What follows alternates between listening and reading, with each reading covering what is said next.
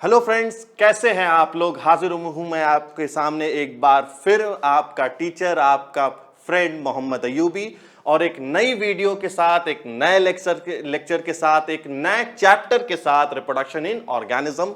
इस चैप्टर में हम लोग बेटा डिटेल में पढ़ेंगे कि रिप्रोडक्शन क्या होता है, एसेक्सुअल रिप्रोडक्शन क्या होता है, सेक्सुअल रिप्रोडक्शन क्या होता है, किस तरीके से ऑर्गेनिज्म रिप्रोडक्शन करता है। ये सारी चीजों पे हम लोग डिटेल में डिस्कशन करेंगे। आज के लेक्चर में हम लोग एसेक्सुअल रिप्रोडक्शन पढ़ेंगे, ठीक है बेटा। अच्छा, कभी कभी मेरे दिल में ख्याल आता है, ये कभी कभी बेटा वो अमिताभ बच्चन वाला नहीं कि जो रेखा का ख्याल आता था। अब देखो यार, हम लोग तो टीचर है ना, टीचर को ख्याल सिर्फ एक चीज का आता है, अपने स्टूडेंट के बारे में, कि मेरा बच्चा किस तरीके से, अगर वो मेडिकल की तैयारी कर रहा है तो किसी तरीके से 330 प्लस नंबर आ जाए बायो में उसका, इस तरीके से हम उसको पढ़ाएं, इस तरीके से कॉन्सेप्ट दें, इस तरह का क्वेश्चन लगाएं। अगर बच्चा बोर्ड में है तो किसी तरीके से उसका 95 प्लस मार्क्स आ जाए बायो में। हमारा तो सिर्फ दिमाग में यही ख्याल रहता है। इसके अलावा अगर वो किसी भी दूसरे कॉम्पिटिशन की तैयारी कर रहा, मेडिकल के अलावा अगर किसी चीज की तैयारी कर रहा है, नीट के अलावा, तो वो इस एग्जाम में कामयाब हो जाए। तो हमारा दिमाग तो सिर्फ इसी में चलता है।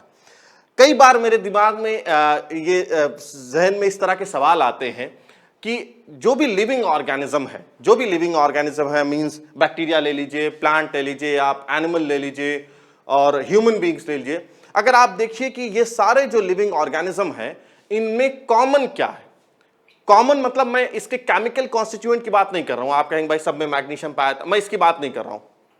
आप कहेंगे सब में डीएनए पाया था, नहीं, मैं इसकी भी बात नहीं कर रहा हूं। मैंने आपसे साफ कह दिया, मैं केमिकल कॉन्स्टिट्यूएंट की बात नहीं कर रहा हूं। मैं अगर इसके फिजियोलॉजी की बात के बेसिस पे बात करूं कि आखिर कौन कौन सी ऐसी फिजियोलॉजी होती है जो इन सारे ऑर्गेनिज्म में कॉमन होती है, तो बेटा अगर ये चीज देखिए कि कौन कौन से कॉमन होती है, तो आप ये पाएंगे कि कुछ चीजें कॉमन होती है। जैसे आप कहेंगे भाई न्यूट्रिशन कॉमन होता है, जाहिर सी बात है। फूड क्या है, फूड ये कॉमन चीज है और सबको इसकी रिक्वायरमेंट होती है, चाहे बैक्टीरिया हो। हाँ, आप ये कह सकते हैं कि फॉर्म्स अलग अलग होते हैं, फूड के अलग अलग फॉर्म्स होते हैं। भाई बैक्टीरिया का फूड अलग तरह का है, ह्यूमन बीइंग का अलग तरह का है। अच्छा, ह्यूमन बीइंग में भी आप देखेंगे अलग अलग ग्रुप में, अलग अलग रेस में, वहां पर अलग अलग इलाकों के फूड अलग अलग तरह के होते हैं। प्लांट क्या पाएंगे, अलग तरह का फूड होता है। लेकिन जो भी हो, लेकिन सबको न्यूट्रिशन की रिक्वायरमेंट होती है अपने सर्वाइवल के लिए। नेक्स्ट चीज हो सकती है, आप कहें सर स्पेस, बात सही है आपकी, स्पेस भी जरूरी है, स्पेस चाहिए सर्वाइवल के लिए। लेकिन मुझे लगता है कि सबसे इंपॉर्टेंट चीज है, अगर इन कॉमन पाएंगे आप सारे ऑर्गेनिज्म में, तो वो है रिप्रोडक्शन। यानी अपने जैसी प्रोजेनी या अपने जैसी ऑफस्प्रिंग पैदा करना। ये वो प्रोसेस है, फिजियोलॉजिकल प्रोसेस है, जो आप सारे लिविंग ऑर्गेनिज्म में कॉमन पाएंगे। और ये एक इंपॉर्टेंट टर्म होता है लिविंग और नॉन लिविंग ऑर्गेनिज्म को डिफरेंशिएट करने के लिए भी, कि उनमें रिप्रोडक्शन हो भी रहा है या नहीं हो रहा है। तो बेटा रिप्रोडक्शन एक इंपॉर्टेंट प्रोसेस होता है सर्वाइवल के लिए। वो ऑर्गेनिज्म जिनमें रिप्रोडक्शन करने की क्षमता ज्यादा होती है, यानी वो नंबर ऑफ स्प्रिंग ज्यादा उनके पैदा होते हैं और उनमें वेरिएशन भी होता है, तो आपको पता है कि उस तरह के ऑर्गेनिज्म के सर्वाइव करने के चांसेस ज्यादा होते हैं। भाई डार्विन ने, आप लोगों ने पढ़ा होगा बेटा, डार्विन क्या है। डार्विन ने भी ये बात कही थी ना, जो अपनी उसने survival of the fittest theory जो दी थी, उसमें उसने बात कही थी कि वही सबसे ज्यादा फिट है। सर्वाइवल ऑफ द फिटेस्ट में उसने रिप्रोडक्टिव फिटनेस की बात कही थी। उसने कहा था कि वो ऑर्गेनिज्म जो जिनमें ज्यादा क्षमता है और रिप्रोडक्शन की, उस तरह के ऑर्गेनिज्म या उस तरह की स्पीसीज के सर्वाइव करने के चांसेस अर्थ पे ज्यादा हो जाते हैं बनिस्बत की उन ऑर्गेनिज्म के जिनमें रिप्रोडक्शन की क्षमता कम होती है। ये डार्विन ने ये बात कही थी और ये बात सही भी है। देखिए, आपको ये बात पता है कि धरती पे, अर्थ पे, कई बार जब से अर्थ मतलब डेवलप हुई है, बनी है, उसके बाद से जब से इसमें ऑर्गेनिज्म डेवलप करना स्टार्ट किए, कई बार ऐसा हुआ है कि अर्थ पे अलग अलग तरह के डिजास्टर्स आए हैं, जिन्होंने, चाहे वॉल्केनिक इरप्शन के फॉर्म में हो, चाहे बेटा अर्थक्वेक के फॉर्म में हो, वो क्या हुआ कि पूरा पूरा अर्थ का एक बड़ा इलाका उस अर्थक्वेक और वोल्केनिक इरप्शन या इस तरह की दूसरी डिजास्टर्स की वजह से खत्म हो गए। लेकिन उनमें भी, और आप वो खत्म हुए और बहुत सी स्पीसीज एकदम भी खत्म हो गई। यानी बहुत सी स्पीसीज, इकोलॉजिस्ट ये बात कहते हैं कि बहुत सी स्पीसीज ऐसी हैं जिनका नामो निशान अब इस दुनिया में नहीं है। यानी वो 200 साल पहले, 100 साल पहले, 500 साल पहले धरती पर पाई जाती थी, लेकिन अब उनका नामो निशान भी नहीं है। अब वो पूरे तरीके से खत्म हो चुकी हैं। और उसका एक बड़ा रीजन है कि वो उन ऑर्गेनिज्म के या उन स्पीशीज के खत्म होने के चांसेस ज्यादा होते हैं, है ना, ये कंफर्म नहीं, ये ज्यादा होते हैं जिनमें रिप्रोडक्टिव क्षमता ज्यादा होती है। अच्छा, जो रिप्रोडक्शन है ये बहुत सी चीजों पे डिपेंड होता है। जैसे हैबिटेट पे डिपेंड होता है कि कोई ऑर्गेनिज्म किस तरह के इलाके में रह रहा है, उस पे भी डिपेंड करता है। उसकी इंटरनल जो जीन्स होती हैं उस पे भी डिपेंड करता है, उसकी फिजियोलॉजी पे भी डिपेंड करता है, उसके न्यूट्रिशन पे भी डिपेंड करता है। लिहाजा उसकी जो रिप्रोडक्टिव क्षमता जो है वो बेटा बहुत सी चीजों पे, इन्वायरमेंट और किस तरह के इलाके में वो ऑर्गेनिज्म रह रहा है उस पर भी डिपेंड करता है। तो हम लोग ये चैप्टर स्टार्ट करते हैं बेटा। इसमें हम लोग रिप्रोडक्शन के बारे में कुछ बेसिक्स पढ़ेंगे। तो सबसे पहले हम ये देखते हैं कि लाइफ स्पैन क्या होती है। लाइफ स्पैन क्या होती है? लाइफ स्पैन क्या होती है बेटा? लाइफ स्पैन का मतलब होता है कि बर्थ से लेके नेचुरल डेथ तक की जो पीरियड होती है उसे लाइफ स्पैन कहते हैं। जैसे आप लोग सुनते रहते होंगे, इस तरह की खबरें आती रहती हैं न्यूज में कि जापान के लोगों की लाइफ स्पैन इंडिया के लोगों से ज्यादा है। तो लाइफ स्पैन जो होती है वो हमेशा स्पीशीज के लिए निकाली जाती है, इंडिविजुअल के लिए नहीं, एक ग्रुप के लिए निकाली जाती है। तो मैंने आपसे पहले ही कह दिया कि लाइफ स्पैन भी किस चीज पे डिपेंड करेगी, हम किस तरह का न्यूट्रिशन है, कैसा फूड है, कैसे इलाके में, कैसे इन्वायरमेंट में हम रह रहे हैं, ठीक है, हमारी अंदर की फिजियोलॉजी कैसी है, इन सारी चीजों पे हमारा लाइफ स्पैन डिपेंड करता है। तो लाइफ स्पैन क्या होता है बेटा? Period between birth to natural death. Natural death, birth से लेके नेचुरल डेथ तक की जो पीरियड होती है वो किसी भी ऑर्गेनिज्म की क्या कहलाती है? लाइफ स्पैन कहलाती है। अच्छा, एक और बात बता दूं, लाइफ स्पैन जो होती है बेटा वो कभी भी, यानी जैसे ह्यूमन की लाइफ स्पैन 60 साल के आसपास मानी जाती है, तो ऐसा नहीं होता है कि जो बहुत लंबा चौड़ा या किसी भी ऑर्गेनिज्म की साइज के बेसिस पे लाइफ स्पैन कोरिलेट नहीं होती है। जैसे एक एग्जांपल मैं दे दूं तुम्हें, जैसे क्रो का एग्जांपल, कौवा, और दूसरा एग्जांपल है पैरट यानी तोता। अगर आप इनकी साइज को देखें, इन दोनों ऑर्गेनिज्म यानी क्रो और पैरट की दोनों की साइज देखेंगे तो आप ये पाएंगे कि ये दोनों ही ऑर्गेनिज्म कैसे हैं? ये दोनों ही ऑर्गेनिज्म बेटा लगभग लगभग आप इनकी साइज सेम पाएंगे, लेकिन अगर इनके लाइफ स्पैन में देखेंगे तो जमीन आसमान का फर्क है। क्रो की लाइफ स्पैन जो है, कौवे की लाइफ स्पैन जो है वो 15 साल के ऑन एवरेज जो है वो 15 साल के आसपास होती है। लेकिन अगर आप पैरट में देखेंगे, पैरट के लाइफ स्पैन जो है वो बेटा वो 140 यानी 140 ईयर्स का होता है, और साइज दोनों की लगभग लगभग सेम होती है। तो हमें यह बात समझ में आ गई कि लाइफ स्पैन जो है वो, पीरियड ऑफ लाइफ स्पैन जो है is not correlated with the size of organism. इसे बात लिख लीजिए आप लोग।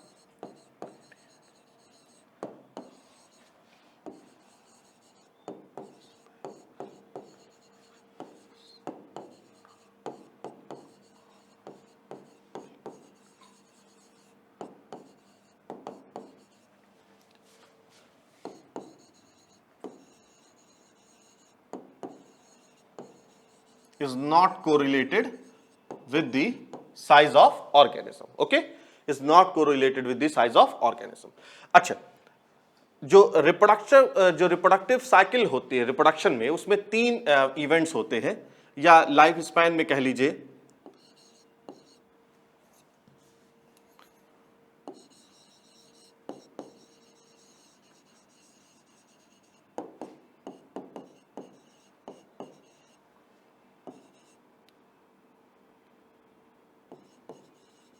3 इवेंट्स, ठीक है, 3 इवेंट्स या 3 लाइफ फेजेस होती है।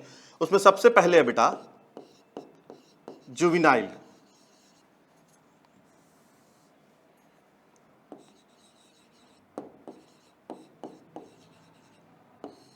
जुवेनाइल या वेजिटेटिव फेज। यानी अगर मैं पूरे जो ऑर्गेनिज्म की जो लाइफ होती है, यानी अगर मैं इंसानों की लाइफ की बात करूं, मैंने क्या कहा, लाइफ स्पैन 60-65 साल की होती है, 70 साल की मान लीजिए आप। अब इसमें भी बेटा 3 पार्ट हम डिवाइड कर सकते हैं ना भाई। एक बचपन का फेज होता है, हम रिप्रोडक्शन के बेसिस से बात कर रहे हैं। On the basis of reproduction life span can be divide into 3 events. भाई एक बचपने की फेज होती है, और एक जवानी की फेज होती है, और एक बुढ़ापे की फेज होती है। ये 3 फेज तो होती है ना लाइफ स्पैन, कहते हैं पूरे रिप्रोडक्शन, पूरे लाइफ स्पैन की पीरियड में। तो जुवेनाइल या वेजिटेटिव फेज, इसमें क्या होता है बेटा, इन दिस फेज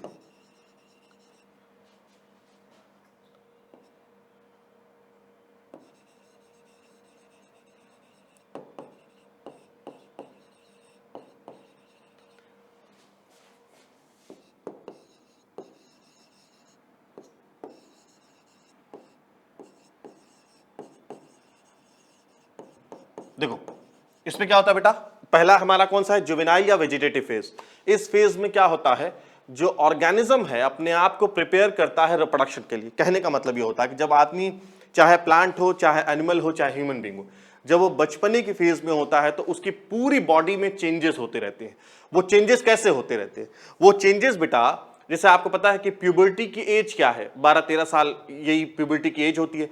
उससे पहले तक की जो पूरी फेज है, यानी जब वो बच्चा पैदा हुआ, बच्चा जब उसकी बर्थ हुई, ठीक है, वहां से लेके जो प्यूबर्टी तक की पीरियड है, अगर मैं ह्यूमन बीइंग के एनिमल्स के लिए बात करूं, तो बर्थ से लेके प्यूबर्टी तक की जो एज होती है उसे हम लोग क्या कहेंगे, हम लोग उसे जुवेनाइल या वेजिटेटिव फेज कहेंगे।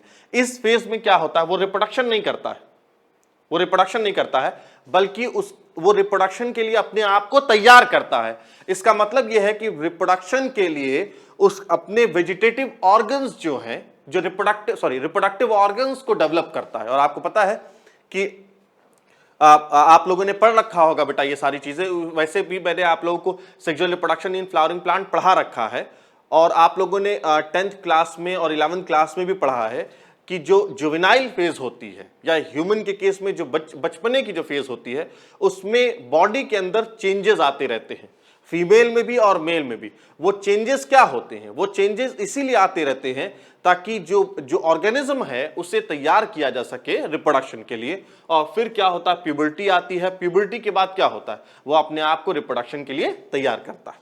नेक्स्ट फेज क्या होती है, नेक्स्ट क्या है, वो है बेटा रिप्रोडक्टिव फेज। वो है रिप्रोडक्टिव फेज या मैच्योरेशन फेज। रिप्रोडक्टिव फेज या मैच्योरेशन फेज, ठीक है बेटा, रिप्रोडक्टिव फेज या मैच्योरेशन फेज। जैसे नाम से समझ में आ रहा है, ये रिप्रोडक्टिव फेज है, मतलब प्यूबर्टी के बाद की फेज है। अब जाहिर सी बात है, इस फेज में क्या होगा, ये रिप्रोडक्शन करेगा, इन्वॉल्व इन रिप्रोडक्शन। ये बेटा रिप्रोडक्शन में इन्वॉल्व होगा, ठीक है, ये रिप्रोडक्शन में इन्वॉल्व होगा। और सब थर्ड क्या होगी, थर्ड होगी टर्मिनल या एजिंग फेज। टर्मिनल या एजिंग फेज यानी बुढ़ापे की फेज। इसमें क्या होगा, इस फेज में बेटा जो बॉडी के ऑर्गन्स होंगे वो वीक हो जाते हैं, यानी अब वो रिप्रोडक्शन कम कर पाएगा, जो रिप्रोडक्शन की क्षमता होती है वो अब कम हो जाएगी।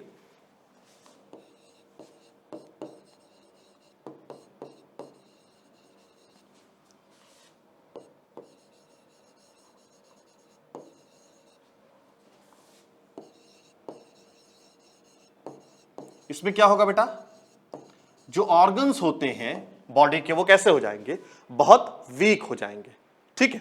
तो लाइफ, जो पीरियड ऑफ लाइफ स्पैन होती है उसको हम 3 ग्रुप में डिवाइड कर सकते हैं on the basis of reproduction. तो सबसे पहला जुवेनाइल फेज होती है, दूसरा बेटा रिप्रोडक्टिव फेज होती है या मैच्योरेशन फेज होती है, और तीसरा आपका टर्मिनल या एजिंग फेज होती है। ठीक है, टर्मिनल या एजिंग फेज होती है। अच्छा, इस फेज के बाद क्या होती है? इस फेज के बाद जो ऑर्गेनिज्म है उसकी डेथ हो जाती है। ठीक है, इस यानी टर्मिनल या एजिंग फेज के बाद, या इसे हम लोग सीनेसेंस फेज भी कहते हैं, इस फेज के बाद क्या होता है? ऑर्गेनिज्म की डेथ हो जाती है। यानी हम ये कह सकते हैं कि the ultimate phase of ageing is death. Okay, the ultimate phase of ageing is death.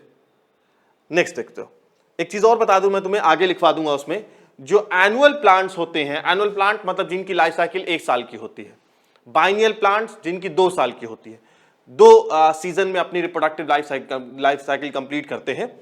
तो एनुअल प्लांट और बाइनियल प्लांट में अगर आप देखेंगे तो आपको ये तीनों फेज जो हैं वो एकदम क्लियर कट दिखेंगे। मेरी बात फिर से सुनो, एनुअल प्लांट जिनकी लाइफ साइकिल 1 सीजन में कंप्लीट होती है, जैसे वीट है, मेज है, राइस है, ये सारे एनुअल प्लांट्स आते हैं। बाइनियल प्लांट जैसे अनियन है, कैरेट है, ये बाइनियल प्लांट्स होते हैं जिनकी लाइफ साइकिल 2 सीजन में कंप्लीट होती है। ठीक है भाई, तो एनुअल और बाइनियल में देखेंगे तो ये जो दोनों फेज होते हैं, यानी जुवेनाइल और रिप्रोडक्टिव, ये दोनों बेटा कैसे होते हैं? वो एकदम क्लियर कट होते हैं, है ना? तीनों ही फेज एनुअल और बाइनियल में तीनों ही फेज का क्लियर कट डिस्ट्रीब्यूशन होता है। लेकिन पेरिनियल में इनका पेरिनियल मतलब जिनकी लाइफ साइकिल जो होती है कई सालों की होती है, तो वो पेरिनियल कहलाते हैं। तो ये क्या है बेटा?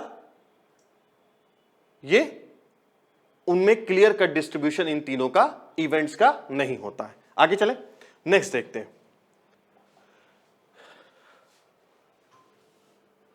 नेक्स्ट क्या बेटा? अब यहां पर मैंने कुछ ऑर्गेनिज्म की और उनकी लाइफ स्पैन मैंने लिख रखी है। ये है ऑर्गेनिज्म कुछ, और ये इनकी लाइफ स्पैन है। ठीक है, ये इनकी लाइफ स्पैन, जैसे बटरफ्लाई की 1 से 2 वीक, ये एवरेज मानी गई, ये इनकी लाइफ स्पैन है। फ्रूट फ्लाइज जिसे हम लोग ड्रोसोफिला ऑफ प्लांट किंगडम कहते हैं, ये इसका बहुत इंपॉर्टेंस है। कहां पर? जेनेटिक्स में हम लोग पढ़ेंगे, पूरी जेनेटिक्स में यही फ्रूट फ्लाई भरा हुआ है। ड्रोसोफिला ऑफ प्लांट किंगडम कहते हैं उसे, सॉरी ड्रोसोफिला मेलानोगास्टर कहते हैं, सॉरी। तो फ्रूट फ्लाइज की 1 मंथ की यानी 2 वीक की, राइस की 4 मंथ, रोज की 10 ईयर, काउ की 25 ईयर, डॉग की 25 ईयर, क्रो की 15 ईयर, हॉर्स की 50 ईयर, एलिफेंट की 60 ईयर। अब आप देखिए, और टॉर्टोइस की 100 से 150 ईयर, वो बीच में। अब आप देखिए, जो बात मैंने अभी लिखी थी आप लोगों के सामने, कि जो साइज है वो कोरिलेटेड नहीं होता है पीरियड ऑफ लाइफ स्पैन के। एलिफेंट और टॉर्टोइस का कोई कंपैरिजन है साइज का? ये कितना बड़ा होता है, कितना छोटा होता है। लेकिन आप देखिए कि इसकी 60 साल की है और इसकी 100 से 150 साल की है। पैरेट मैंने आपको बताया था 140 साल की, क्रोकोडाइल 60 से 90 ईयर्स, बैनियन ट्री की 200 से 300 और बनाना की 25 ईयर्स। ठीक है, अच्छा, तो ये तो हो गया बेटा क्या, ये तो मैंने आप लोगों को बता दिया कि लाइफ स्पैन क्या होती है, और life span, period of life span के कुछ इवेंट्स मैंने आप लोगों को बता दिया, और कुछ ऑर्गेनिज्म के मैंने आप लोगों को, कुछ एनिमल्स के, कुछ प्लांट्स के मैंने आप लोगों को एग्जाम्पल भी बता दिए। अब हम लोग नेक्स्ट चलते हैं। एक चीज होती है मोनोकार्पिक,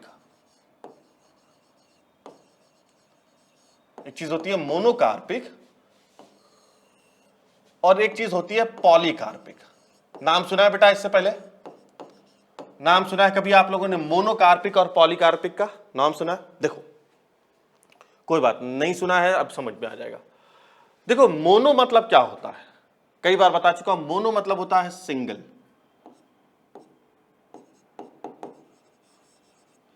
और कार्पिक मतलब होता है flowering.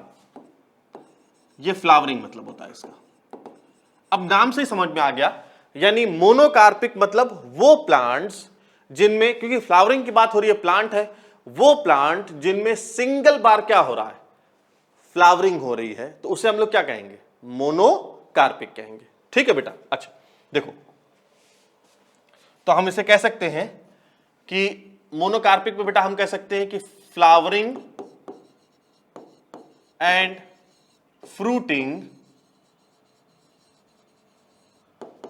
Once in their life time, यानी पूरी जिंदगी में, बेटा सुन लो, पूरी जिंदगी में सिर्फ एक बार फ्लावरिंग होगा और फ्रूटिंग होगा, उसे हम लोग क्या कहते हैं?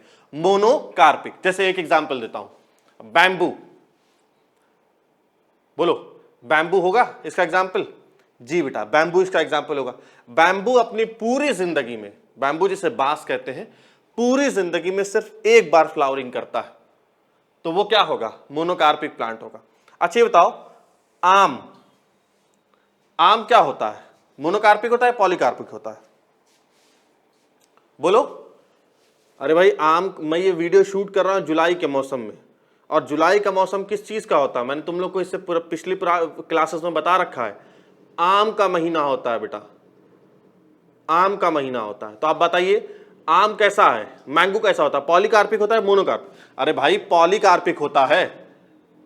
मतलब पॉली मतलब हो गया मेनी, और आपने देखा नहीं है कि आम में एक ही पेड़ से बहुत साल, 20-25 साल तक फ्रूट निकलता रहता है हर साल सीजन में। यही जो जून जुलाई वाला जो सीजन है, अगस्त वाला जो सीजन है, इसमें क्या आता रहता है? रेगुलर बेटा आम आता रहता है। तो मैंगो कैसा हो गया?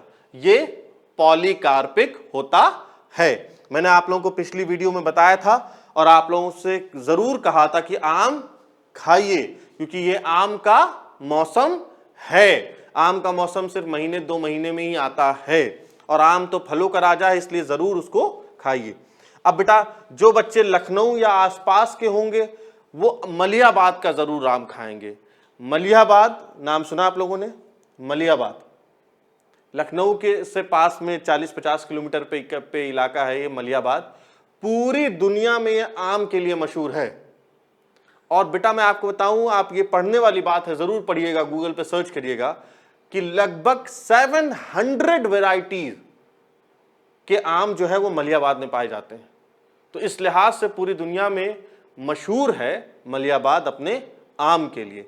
और अगर आपको दशहरी खानी है, अब तो सीजन निकल चुका है दशहरी का, क्योंकि जुलाई हम लोग लास्ट एंड पे हैं, तो वो सहारनपुर की अच्छी होती है। चलिए कोई बात नहीं, ये तो बात हो गई हमारी आम की। अब आ जाइए किस पे? खास पे। तो हम क्या बात कर रहे थे? हम मैंगो की बात कर रहे थे। मैंगो मोनोकार्पिक होता है, पॉलीकार्पिक? तो बेटा कैसा होता है? पॉलीकार्पिक होता है, क्योंकि कई बार फ्रूटिंग होती है। अच्छा अब इसमें एक चीज देखते हैं, अब जरा एनुअल प्लांट्स के एग्जाम्पल देखते हैं। एनुअल प्लांट्स, मैंने आपको बताया कि एनुअल प्लांट्स वो होते हैं जिनके सिर्फ एक, इनकी जो लाइफ साइकिल है वो एक सीजन में कंप्लीट होती है। जैसे आप देख लो, एग्जाम्पल क्या होगा बेटा? वीट, राइस, बोलो मेज, ये सारे इसके एग्जाम्पल होते हैं। भाई आपने देखा होगा गेहूं का प्लांट है, वो एक बार उगा, उसने वो जो दाना दिया, फ्लावरिंग हुई, दाना दिया और वो खत्म हो जाता है। होता ही नहीं होता? चावल के भी साथ यही होता है। ऐसा तो होता नहीं कि वो पेड़ खड़ा है अगले साल फिर फ्लावर देगा और फिर अगले साल फिर चावल देगा, ऐसा तो नहीं होता है ना। एक बार वो आया खेत में, उसने फ्लावर दिया, फ्रूट दिया, मतलब वही ग्रेन दिया, वो सीड दिया और वो खत्म हो जाता है। तो उस तरह के प्लांट्स को हम लोग एनुअल प्लांट्स कहते हैं, जिनकी लाइफ साइकिल एक सीजन में कंप्लीट होती है, वो एनुअल प्लांट्स हो गए। तो अब ये मोनोकार्पिक में मैं एग्जांपल बता रहा हूं। मोनोकार्पिक का एग्जांपल ये भी हो सकता है। इसी तरीके से बाइनियल प्लांट, बाइनियल प्लांट बेटा, बाइनियल प्लांट मतलब मैं यहां लिख दे रहा हूं, complete it's life cycle in 2 season. ठीक है बेटा, इन 2 सीजन। पूरी जिंदगी में वो 2 सीजन, वो अपनी जो लाइफ साइकिल है वो 2 सीजन में कंप्लीट करती है। इसका बहुत अच्छा एग्जाम्पल है कैरेट एंड अनियन। इसमें ऐसा होता है ना बेटा, पहली साल में क्या होता है? जैसे भाई वीट उट में क्या होता है? आपने एक वीट कब बोया जाता है? ये मतलब राइस की अगर मैं बात करता हूं, क्योंकि हम लोग जुलाई के लास्ट में है ना, बरसात हो रही है और इसी में चावल बोया जाता है, हार्वेस्टिंग होती है। अब आप चावल की अगर मैं बात करूं तो उसका सीड क्या है? चावल की जो भी, जिससे हमने अभी बोया और नवंबर में हम चावल हटा लेंगे, काट लेंगे। तो क्या है, एक ही सीजन में हमने पूरा कंप्लीट कर लिया। एक ही सीजन में उस सीड से पूरा प्लांट ग्रो हुआ और उससे फिर सीड निकला और जो चावल निकला और हमने प्लांट खत्म भी हो गया। लेकिन यहां पर ऐसा नहीं होता। यहां पर क्या होता है कि एक सीजन में क्या होगा बेटा, रूट, स्टेम, लीफ का फॉर्मेशन होगा और फिर जब अगला सीजन आएगा, सुन लो मेरी बात, जो बाइनियल प्लांट्स में क्या होता है कि एक सीजन में रूट, स्टेम, लीफ का डेवलपमेंट होगा, फिर अगला जो सीजन आएगा उसमें फ्लावर और फ्रूट का फॉर्मेशन होगा। तो ये बाइनियल प्लांट्स है। इसी तरीके से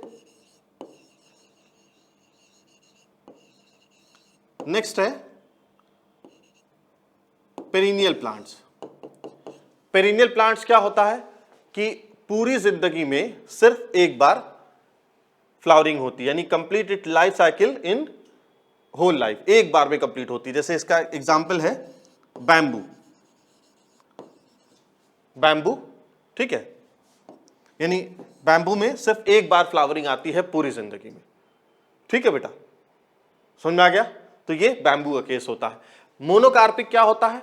मोनोकार्पिक होता है flowering and fruiting many time in their life में कई बार फ्रूटिंग और फ्लावरिंग होती है। जैसे एग्जांपल के तौर पे बेटा मैंगो है, गुआवा है, ये सारे एग्जाम्पल कैसे हैं? ये सारे बेटा मोनोकार्पिक होते हैं। ठीक है, ये बात समझ में आ गई? देखो ये टर्म्स तो आसान है, अभी मैंने समझाया, आपको समझ में आ गया होगा, पूरी उम्मीद है। लेकिन बेटा इसे जरूर आप लोग अच्छे तरीके से दिमाग में बैठा लीजिए, क्योंकि कंफ्यूज बहुत होते हैं। जैसे monocarpic, annual plants, biennial plants में बहुत ज्यादा कंफ्यूज होते हैं। अभी मैं तुम लोग को मोनोइशियस, डाइशियस पढ़ाऊंगा, तो ये सारे टर्म्स जो होते हैं वो आपस में बहुत कंफ्यूज होते हैं। इसीलिए मैंने आप लोगों को बहुत क्लियर तरीके से पढ़ा दिया है और आप लोग अच्छे तरीके से इसको नोट्स बनाते रहिए। अब आगे चलते हैं हम लोग। तो अभी हमने क्या डिस्कस कर लिया? Monocarpic and polycarpic. अब हम लोग नेक्स्ट डिस्कस करते हैं मोनोइशियस प्लांट्स क्या होते हैं एंड डाइशियस क्या होते हैं। ठीक है, मोनोइशियस क्या होते हैं, डाइशियस क्या होते हैं। अब यहां पर भी देखो, बहुत अगर आप जो टर्म है ना, टर्म कहां से डिराइव हुआ है, अगर आप ये जानते रहेंगे ना, तो उसका उस टर्म का क्या मतलब होता है वो अपने आप आपको क्लियर हो जाएगा। जैसे आपको पता है कि मोनो मतलब होता है सिंगल, ईशियस मतलब होता है होम, है ना, होम को कहते हैं। यानी कहने का मतलब यह है कि both the sex organ is found in on one body, उसे हम लोग मोनोइशियस कहेंगे। बोथ द सेक्स ऑर्गन, यानी बोथ द सेक्स ऑर्गन मतलब मेल और फीमेल दोनों, is found on one plant, दोनों ही सेक्स ऑर्गन पाए जाएंगे, तो इसे क्या कहेंगे बेटा हम लोग? मोनोइशियस कहेंगे। और डाइशियस क्या होगा?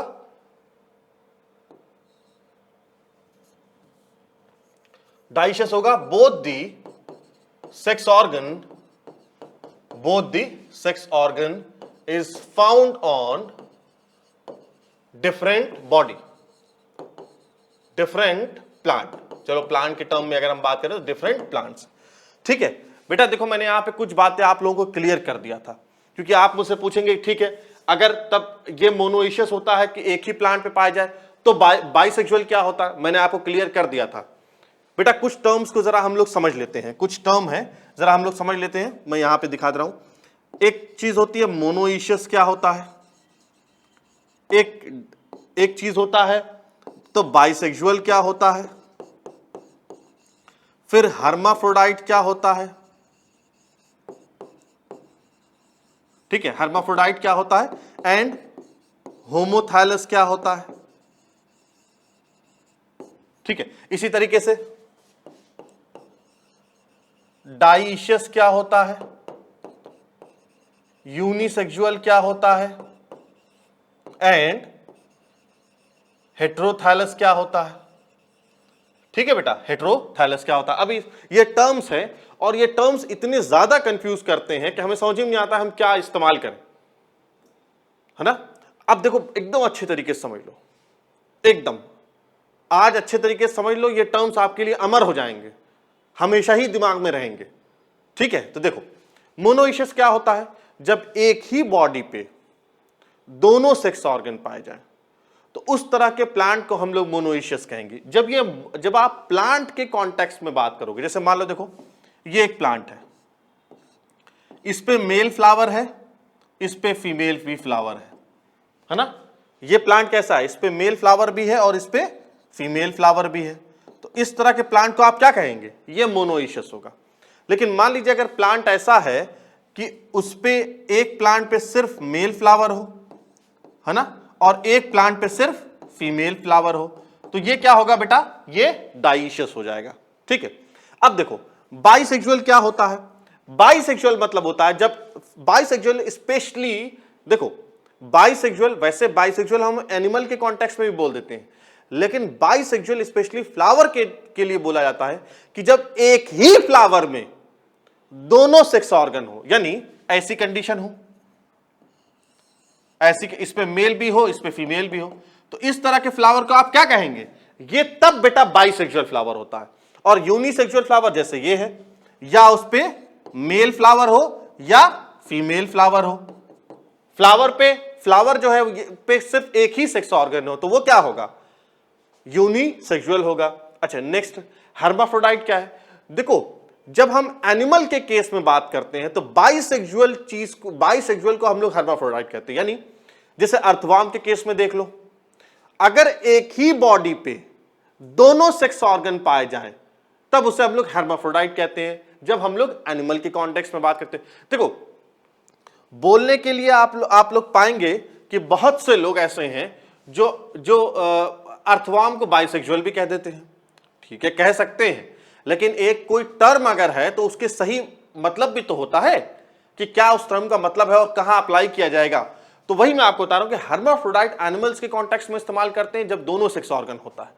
और होमोथैलस क्या होता है? देखो थैलस है ना, मैं तुम लोग को थैलस का मतलब बता चुका हूं कि जिसमें बॉडी डिफरेंशिएट नहीं होती है। 11th में आप लोगों ने पढ़ रखा होगा, जिसकी बॉडी डिफरेंशिएट नहीं होती, जैसे अलगी है, वो कैसा होता है? थैलस है।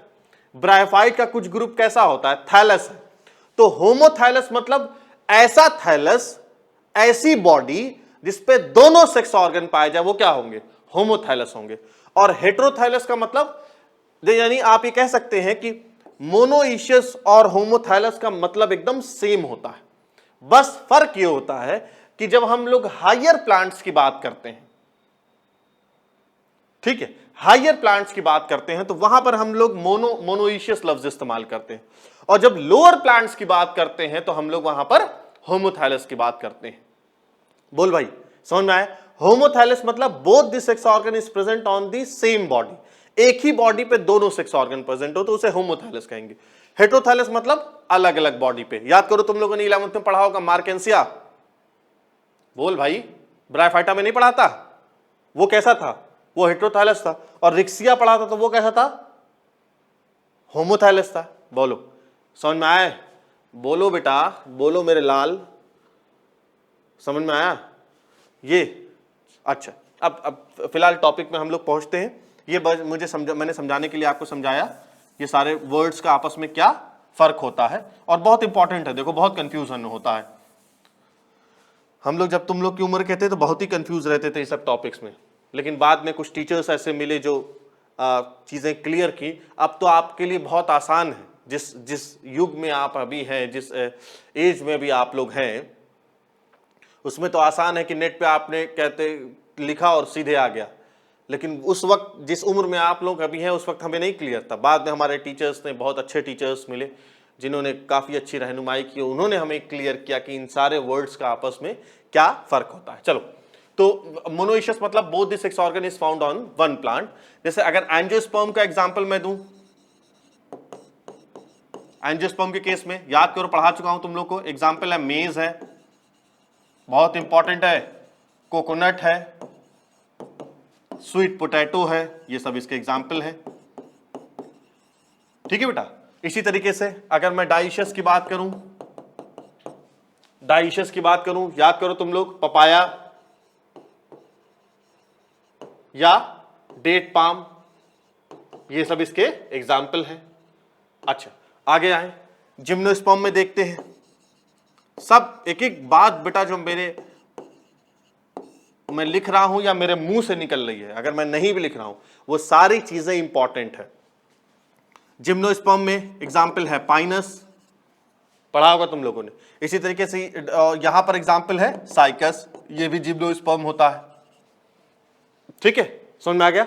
अच्छा अगर एनिमल के केस में मैं बात करूं, एनिमल के केस में जिसे हम लोग हर्माफ्रोडाइट कहते हैं, तो वहां पर क्या क्या एग्जाम्पल होंगे?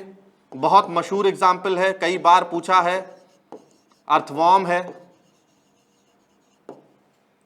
लीच है, टेपवर्म है, ये सारे बेटा इसके एग्जाम्पल हैं। ठीक है, ये सारे एग्जाम्पल हर्माफ्रोडाइट के यानी बाइसेक्सुअल के लिए के एग्जाम्पल है।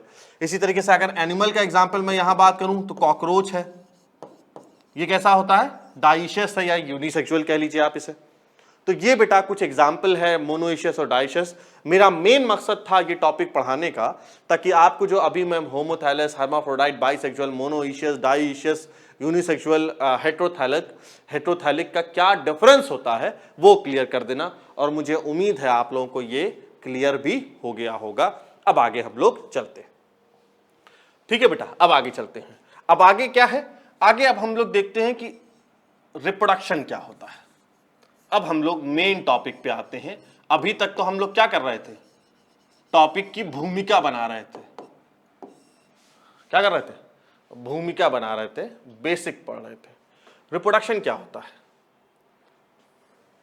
रिप्रोडक्शन बेटा ये एक तरह का प्रोसेस होता है जिसके जरिए से ऑर्गेनिज्म जो है वो अपने जैसे यंग वंस को डेवलप करता है।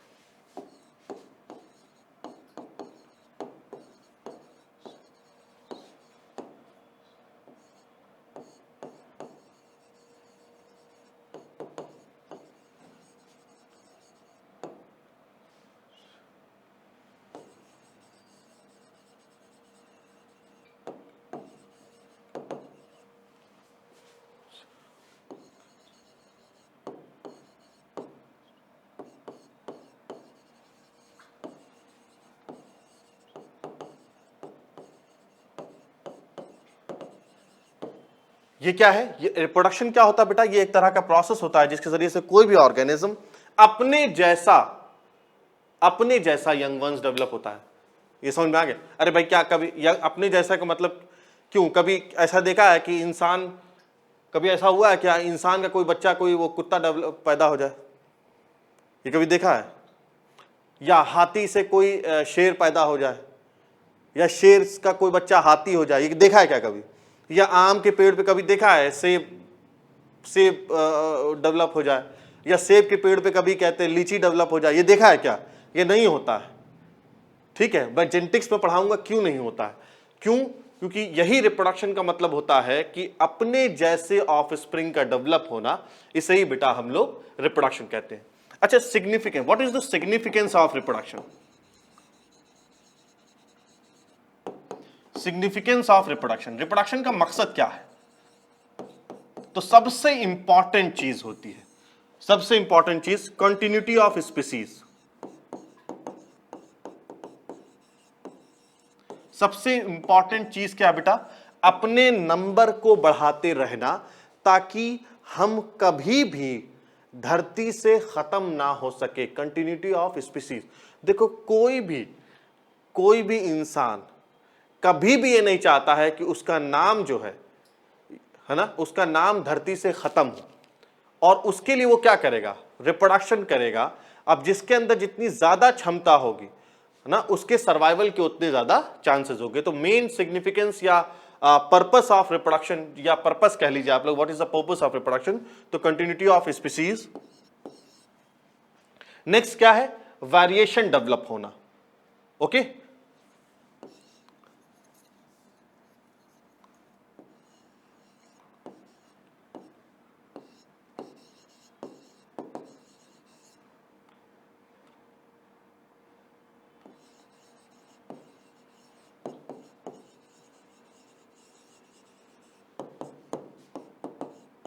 देखो नेक्स्ट क्या है बेटा, वेरिएशन डेवलप होना, because as you know that variation is very important for evolution, ताकि नई जेनेटिकली डिफरेंट ऑर्गेनिज्म का प्रोडक्शन कर सके।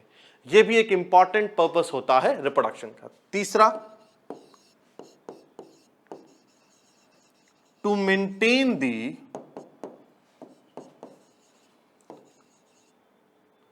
to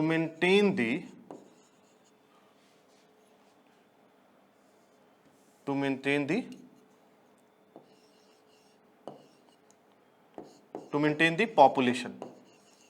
क्या मतलब, that is number of old, that is number of young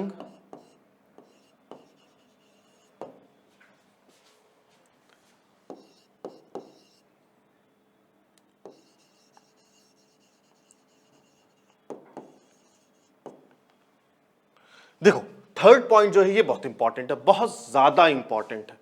third क्या कह रहा है कि पॉपुलेशन को मेंटेन रखना, to maintain the population, that is number of young, middle age, old organism, इसे मेंटेन रखना। देखो अगर किसी भी दुनिया में किसी भी इलाके में अगर मान लीजिए वहां पर ये बैलेंस मेंटेन नहीं है, यानी ऐसा है कि यंग वंस यानी बच्चे कम है ना, बच्चे कम है और ओल्ड ज्यादा है, तो वो कैसी सोसाइटी होगी, वो सोसाइटी धीमे धीमे धीमे क्या होने लगेगी, खत्म होने लगेगी, या उसका डेवलपमेंट क्या होने लगेगा, कम होने लगेगा। इसी तरीके से अगर कोई सोसाइटी ऐसी है कि जहां पर यंग वंस ज्यादा है, यानी ज्यादा बच्चे पैदा हो रहे हो लेकिन बूढ़े कम हो, तो वो भी क्या होगी, एक डीस्टेबलाइज सोसाइटी होगी।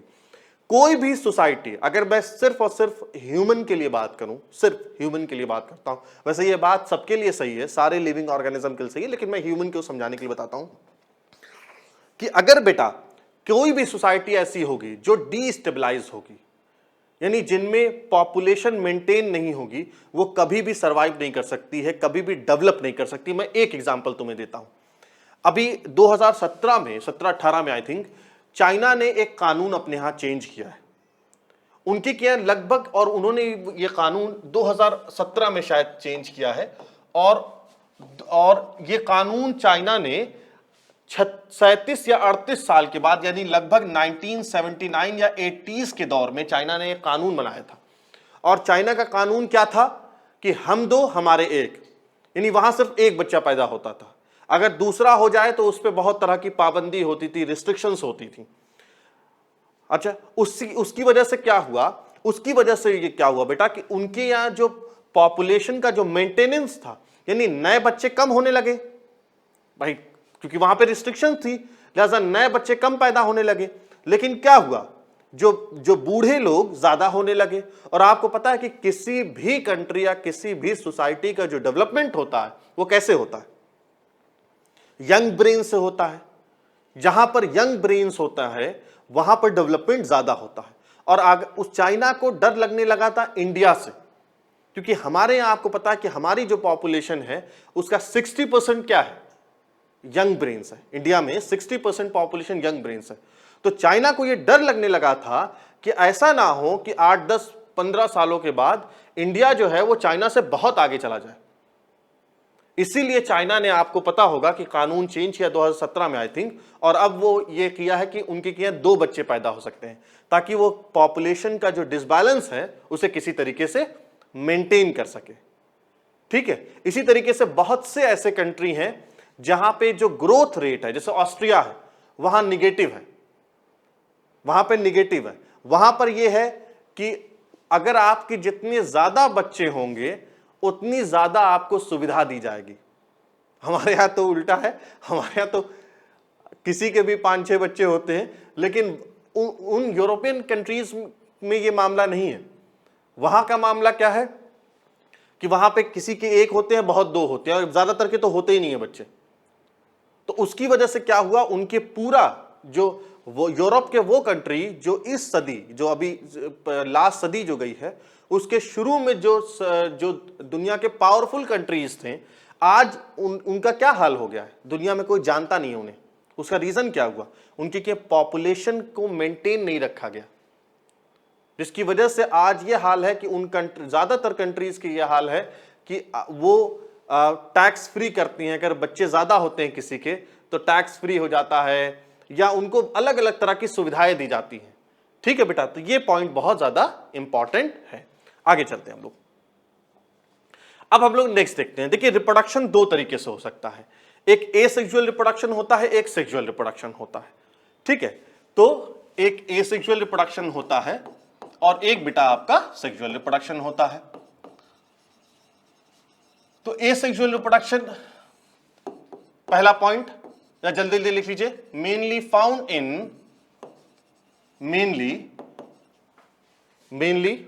In single celled organism,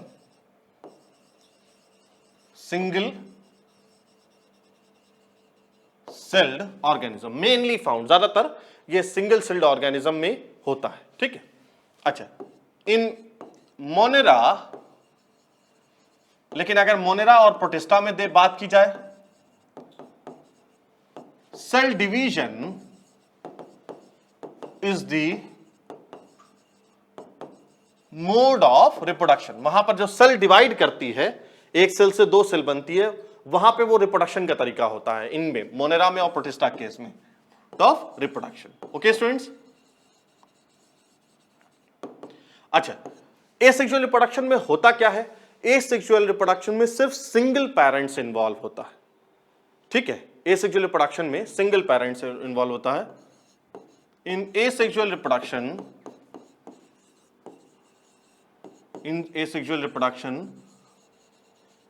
only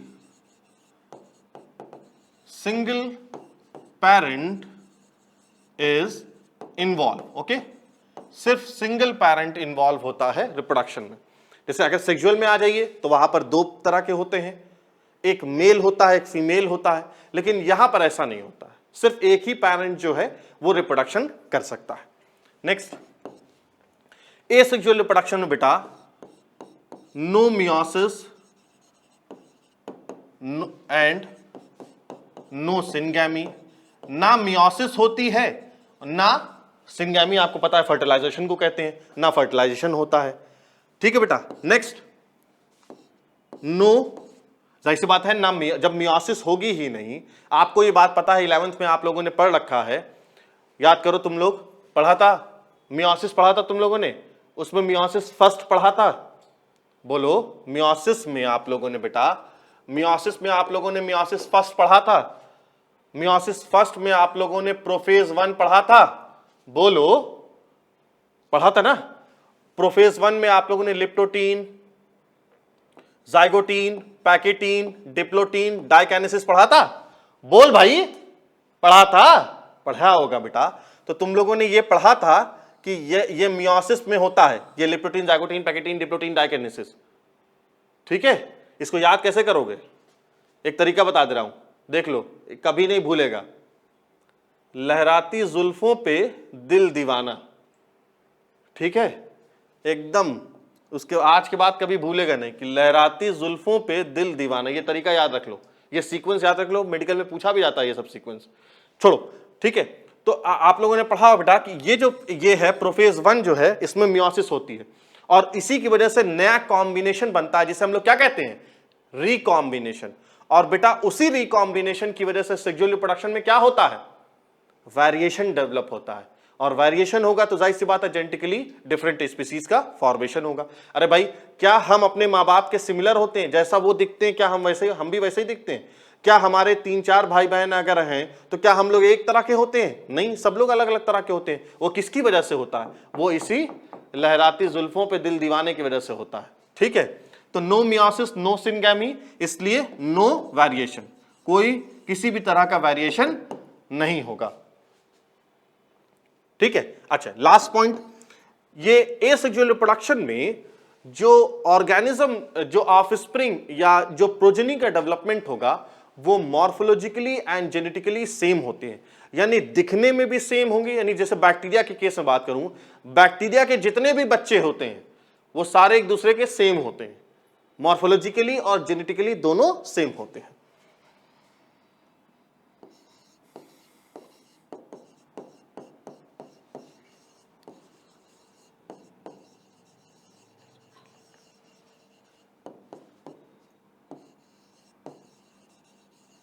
progeny या ऑफ स्प्रिंग का मतलब होता है बेटा बच्चे, जो बच्चे होते हैं।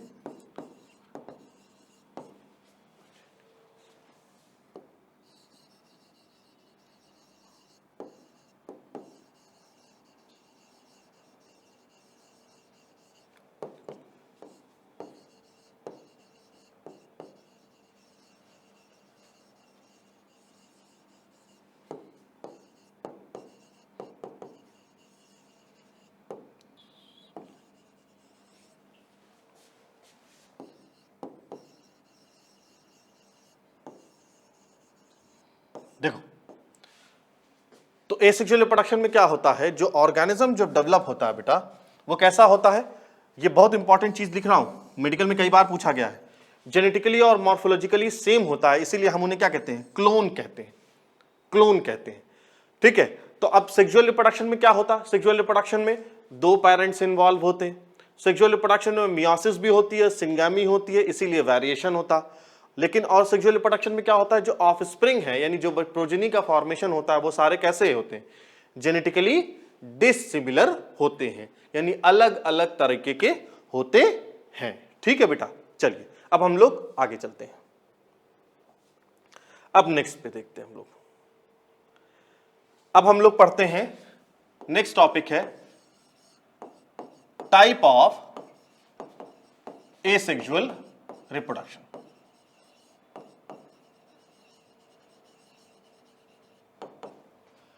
Type of asexual reproduction. अब मैं यहां पे तुम्हें छोटी छोटी चीज बता रहा हूं, लेकिन ये जो छोटी छोटी चीज है बेटा, इससे क्वेश्चन बहुत आते हैं। देखो, सबसे पहले बाइनरी फिशन। सबसे पहले बाइनरी फिशन। फिशन मतलब होता है कि एक बॉडी है वो दो पार्ट में टूट गई और फिर ये दोनों ऑर्गेनिज्म, जो दोनों पार्ट है वो नए ऑर्गेनिज्म डेवलप कर जाएंगे। अब ये जो बाइनरी फिशन होता है ये तीन तरह का है। एक है बेटा simple binary fission, simple binary fission, और ये पाया जाता है अमीबा में, ये अमीबा में पाया जाता है।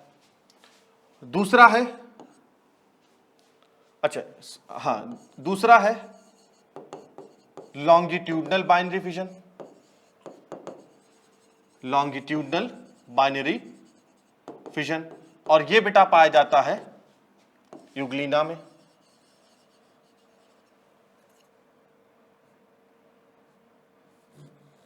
यूग्लिना में पाया जाता है। अच्छा, और तीसरा, थर्ड जो है वो है ट्रांसवर्स बाइनरी फिशन, वो बेटा पाया जाता है पैरामीशियम में। बहुत इंपॉर्टेंट है, इसे सिर्फ डायरेक्ट तुम लोग याद कर लेना, बहुत इंपॉर्टेंट है। ठीक है, देखो ये तो समझ में आ रहा है कि सिंपल बाइनरी फिशन क्या होता है, थ्रू एनी प्लेन, अगर किसी भी प्लेन से डिवीजन होता है ना, किसी भी प्लेन से डिवीजन होता है तो वो सिंपल बाइनरी फिशन होता है। लॉन्गिट्यूडनल होगा तो ये लॉन्गिट्यूडनल बाइनरी फिशन होगा, वो यूग्लिना में पाया था। और ट्रांसफर जो होता है वो बेटा ट्रांसफर तरीके से होता है। अच्छा, अब नेक्स्ट देखिए, ये मैं आप लोगों को अमीबा में दिखा रहा हूं किस तरीके से डिवीजन होता है।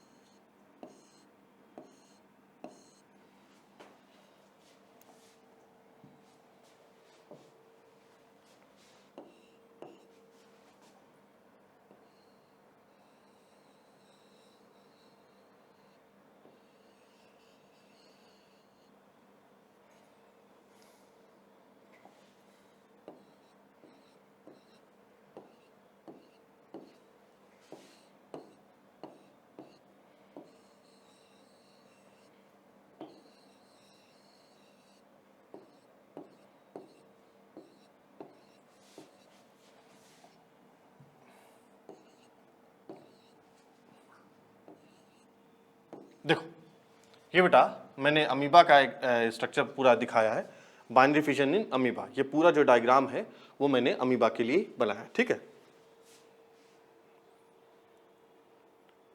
ये मैं लिख दे रहा हूं यहां पर,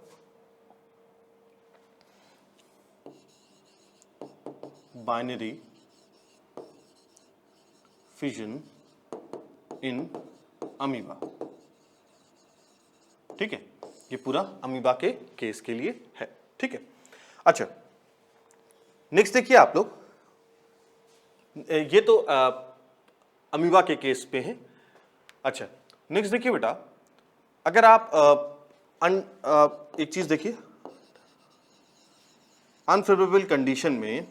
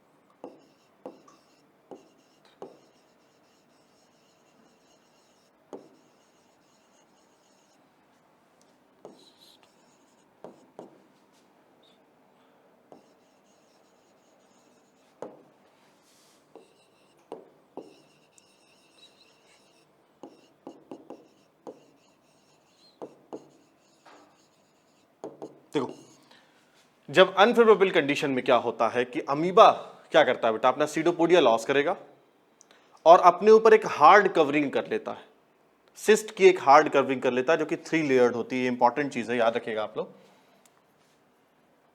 3 layered hard cyst which is called encystation, ठीक है। अब क्या होगा कि जब फेवरेबल कंडीशन आएगी तो वो क्या करेगा, अपने सिस्ट को रिमूव कर देगा और डिवाइड कर जाएगा, है ना। अपने सिस्ट को रिमूव कर देगा और डिवाइड कर जाएगा। इस प्रोसेस को हम लोग, फिनोमिना को हम लोग स्पोरुलेशन कहते हैं। इसको मैं आगे लिख दे रहा हूं कि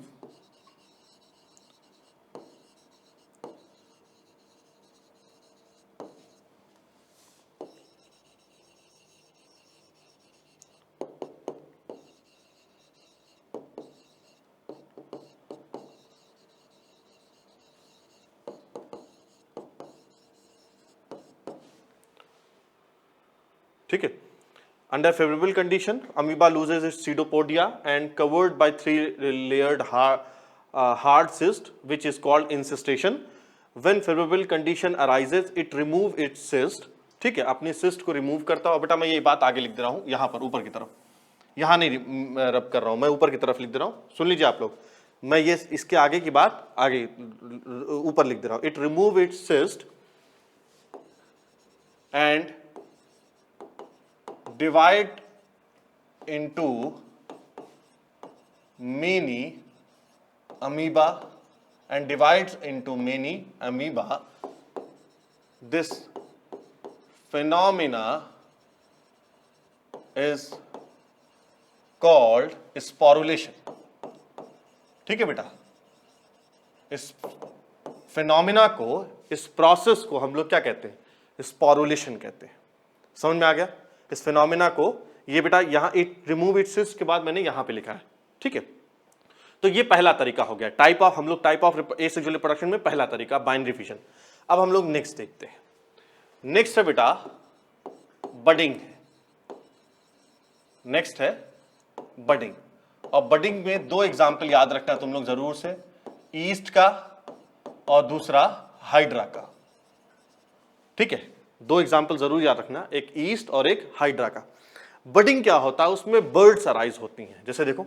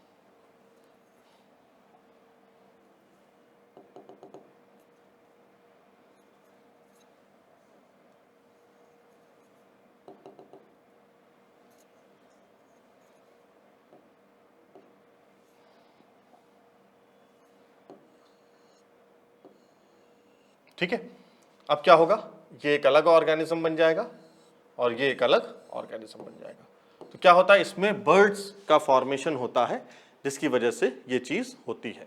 तो ये एक ईस्ट में होता है एक, और हाइड्रा में भी होता है। अच्छा, हाइड्रा की अगर मैं बर्ड्स की बात करूं आपसे,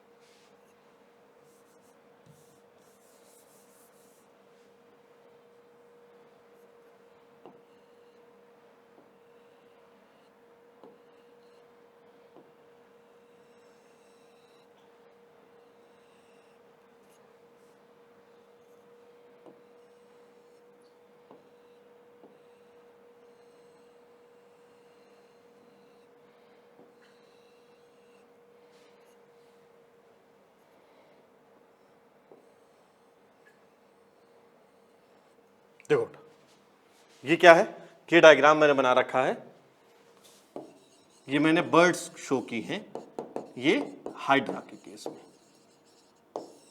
ठीक है, ये इस डायग्राम याद रखिएगा, ये पूछा जाता है। ये बर्ड्स शो किया है और यही बर्ड्स फिर रिमूव हो जाएंगी और एक नया हाइड्रा डेवलप कर लेंगे। ठीक है, चलिए अब हम लोग नेक्स्ट चलते हैं। एक दूसरा तरीका हो गया हमारा बडिंग का। तीसरा तरीका है फ्रैगमेंटेशन का, है ना, फ्रैगमेंटेशन का। और ये है एग्जाम्पल है इसका म्यूकर यानी फंजाई।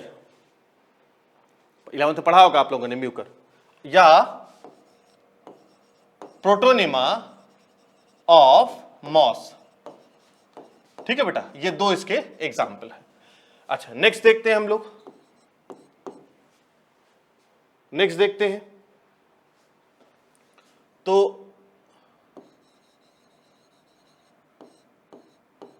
नेक्स्ट है जू स्पोर। याद करिए, आप लोग फंजाई में भी पढ़े हैं बेटा, जू स्पोर में अलगी में भी पढ़े हैं, क्लेमाइडोमोनास। क्लेमाइडोमोनास तुम लोग जानते होंगे, ग्रीन अलगी होता है, दो इसमें फ्लैजिला पाए जाते हैं। देखो,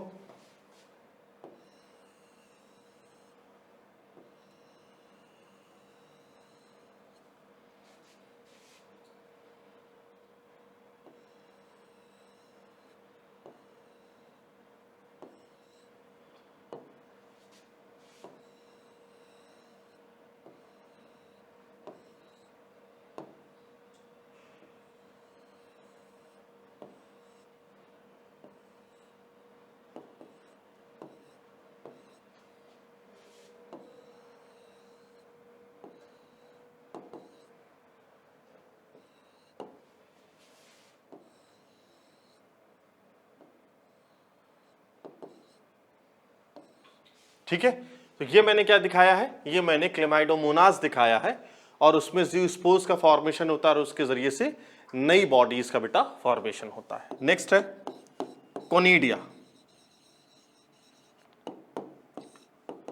कोनिडिया, और कोनिडिया का बहुत अच्छा एग्जाम्पल है पेनिसिलिन। क्या है, पेनिसिलिन है, या एस्परगिलस है। एस्परगिलस को बेटा Guinea pig of plant kingdom कहते हैं, क्योंकि इस पे काफी जेनेटिक्स रिसर्च होती है, किंगडम। और आपको पता है कि पेनिसिलिन क्या है, पेनिसिलिन जिससे सबसे पहली एंटीबायोटिक निकली, ये दोनों क्या है, ये दोनों बेटा फंजाई।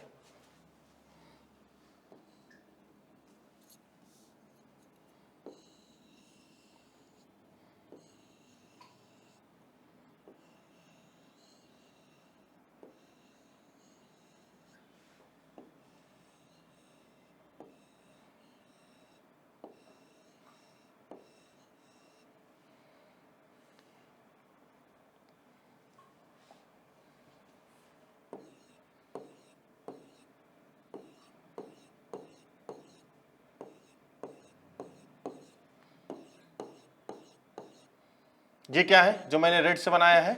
ये बेटा वो स्पोर है जिसे हम लोग कोनिडिया कहते हैं। ठीक है, ये कोनिडिया है, और जिस कोनिडिया जिस स्ट्रक्चर पे रहती है उसे कोनिडियोफोर कहते हैं।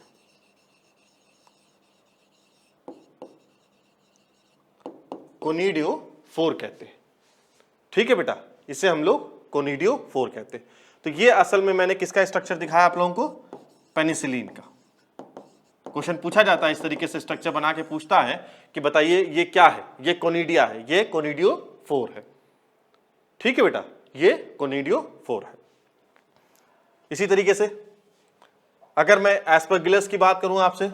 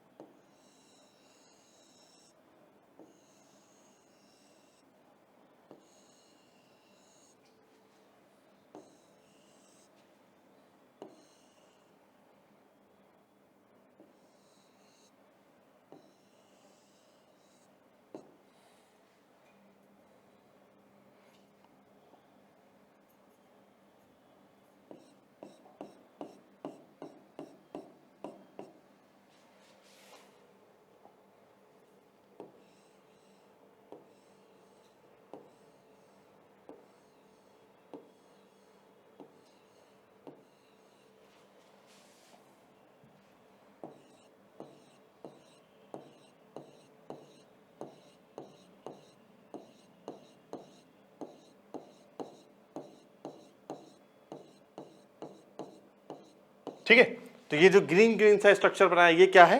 ये भी कोनिडिया है। ठीक है बेटा, ये भी कोनिडिया है। तो कोनिडिया कहां कहां पाई जाती है?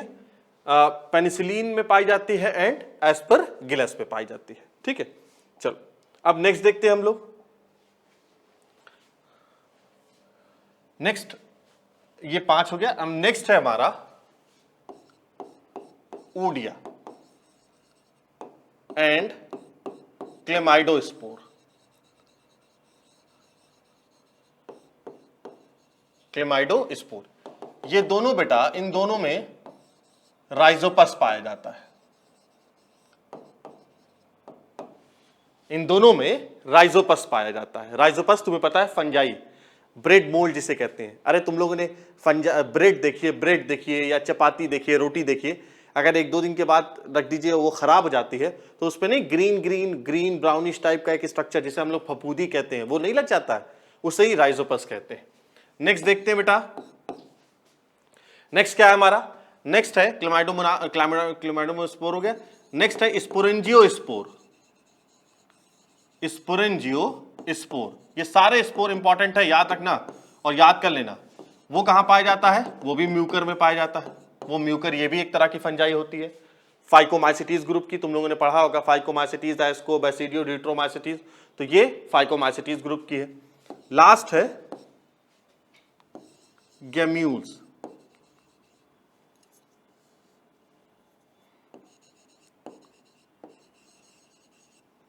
और ये कहां पाया जाता है? स्पॉन्ज के में, स्पॉन्ज।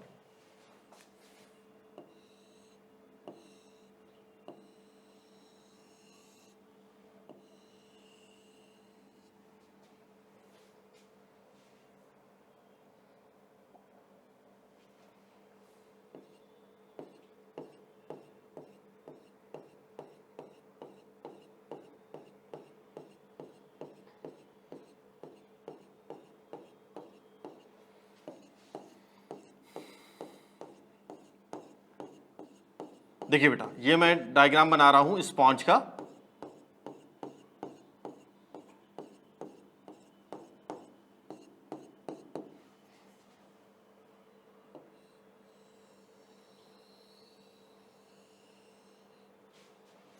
एक मिनट, ठीक है बेटा, ये मैं इसका डायग्राम बना रहा हूं।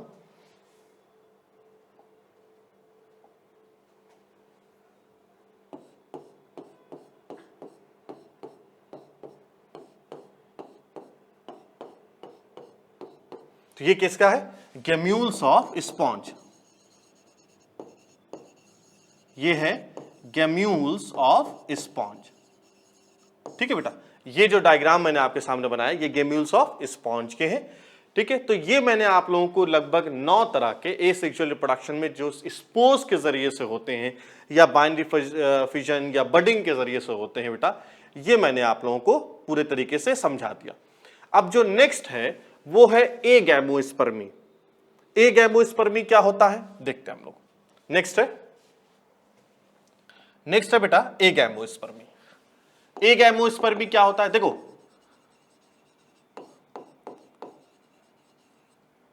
एगैमोस्पर्मी सबसे पहले मैंने तुम्हें टाइप्स ऑफ वेजिटेटिव रिप्रोडक्शन में जो वो सारा बताया था, बाइनरी फिजन, बडिंग, कोनिडिया, ये देखिए लास्ट पेज पे आइए, ये देखिए 9 तक यानी गैम्यूल्स तक। अब जो नेक्स्ट है हमारा यानी जो 10th होगा, ये 10th क्या है, एगैमोस्पर्मी है। एगैमोस्पर्मी का क्या मतलब होता है, फॉर्मेशन ऑफ सीड। अब देखो इसके बाद मैं आप लोगों को क्या पढ़ाऊंगा, मतलब इसके बाद जब पढ़ाऊंगा तब वेजिटेटिव रिप्रोडक्शन या वेजिटेटिव प्रोपगेशन पढ़ाऊंगा। अभी ये हमारा क्या है, एगैमोस्पर्मी है, यानी formation of seed without fertilization and meiosis. ठीक है बेटा, सीड का फॉर्मेशन बिना फर्टिलाइजेशन और बिना मियोसिस के, उसे हम लोग क्या कहते हैं, एगैमोस्पर्मी कहते हैं। आप कहेंगे सर इसी तरह की बात आपने एपोमिक्सिस में पढ़ाई थी, बात सही है।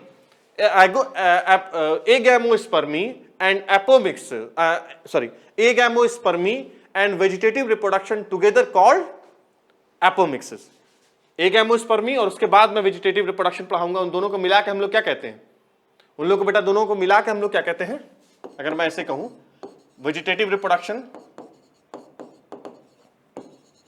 या वेजिटेटिव प्रोपगेशन, इन दोनों को मिला के हम लोग क्या कहते हैं, एपोमिक्सिस कहते हैं। ठीक है, इन दोनों को मिला के हम लोग एपोमिक्सिस कहते हैं। अब टाइप ऑफ एगैमोस्पर्मी देखते हैं, टाइप ऑफ एगैमोस्पर्मी देखते हैं। ठीक है बेटा, टाइप, उसमें सबसे पहला है recurrent embryony. Recurrent embryony, recurrent embryony क्या होता है बेटा, देखो तुम लोग रिकरेंट एम्ब्रियोनी क्या होता है। आपको यह बात पता है कि जो न्यूसिलस होती है वो क्या बनाती है, बोलो भाई, न्यूसिलस ही तो बनाती है, एग का फॉर्मेशन करती है और एग जो है वो फिर फर्दर डेवलप करता है। तो न्यूसिलस भी करती है और एमएमसी भी करती है, और ये दोनों कैसे होते हैं, 2N होते हैं। एमएमसी मतलब माइक्रोस्पोर मदर सेल और ये न्यूसिलस। अब अगर एमएमसी डायरेक्ट यानी बिना फर्टिलाइजेशन के क्या बना दे, अब अगर न्यूसिलस या एमएमसी बिना फर्टिलाइजेशन के, बिना मियोसिस के ये बना दे क्या, एम्ब्रियो सैक बना दे, बोलो ठीक है। आपको पता है अगर ये 2N है, बिना विदाउट मियोसिस हुई है तो ये भी 2N हो जाएगा। फिर ये एग बनाएगा और ये क्या बना देगा, एम्ब्रियो बना देगा। तो बेटा ये एम्ब्रियो कैसा होगा, ये एग भी 2N होगा और ये एम्ब्रियो भी 2N होगी। बोलो सही कह रहा हूं। तो ये न्यूसिलस है बेटा। तो रिकरेंट एम्ब्रियोनी क्या होती है कि न्यूसिलस या एमएमसी यानी मेगास्पोर मदर सेल जो दोनों 2N है और विदाउट, मैं यहां दोनों के लिए लिख दे रहा हूं, विदाउट मियोसिस। जब इस जाहिर सी बात है इसमें मियोसिस नहीं होगी तो जो क्रोमोसोम की प्लॉइडी है वो तो कम नहीं होगी। ये 2N है तो ये भी 2N हो जाएगा। तो न्यूसिलस या एमएमसी यानी माइक्रोस्पोर मदर सेल ये डेवलप करें एम्ब्रियो सैक में, एम्ब्रियो एग में और एग बना ले एम्ब्रियो। तो ये कैसा होता है, इस तरह के हम लोग एगैमोस्पर्मी को रिकरेंट एगैमोस्पर्मिक एम्ब्रियोनी कहते हैं। और देखो जब न्यूसिलस के जरिए से एम्ब्रियो सैक, एग और एम्ब्रियो बनता है विदाउट मियोसिस, उसे हम लोग एपोस्पोरी कहते हैं, याद रखना। जब न्यूसिलस के जरिए से एम्ब्रियो बनता है विदाउट मियोसिस, उसे हम लोग एपोस्पोरी कहते हैं। ठीक है बेटा। और जब megaspore mother cell involve होती है in the formation of egg and then into embryo, तब उसे हम लोग डिप्लोस्पोरी कहते हैं। समझ में आ गया? तो ये होता है आपका रिकरेंट एम्ब्रियोनी। अच्छा, दूसरा है non recurrent embryony. Non recurrent embryony, ये नॉन रिकरेंट एम्ब्रियोनी क्या होता है भाई? देखो बेटा, आपको पता है कि एक नॉर्मल केस में एग क्या होता है? नॉर्मल केस में एग क्या होता है? आप कहेंगे सर एन होता है, हैप्लॉइड होता है। अगर ऐसा हो जाए और जब एग जो हैप्लॉइड होता है वह एग होता है और वो फिर मेल गैमीट से मिलता है जो कि वो भी हैप्लॉइड होता है, फिर ये दोनों आपस में मिलते हैं तो क्या बनाते हैं? एम्ब्रियो बनाते हैं। नॉर्मल केस में तो यही होता है। लेकिन अगर ऐसा हो जाए कि एग जो एन है वो डायरेक्ट डेवलप कर ले, एम्ब्रियो बना ले, तो ये एम्ब्रियो कैसा होगा? ये बेटा एन होगा। तो ये कैसा होता है? इसे हम लोग नॉन रिकरेंट एम्ब्रियोनी कहते हैं। बोलो, समझ में आ रहा?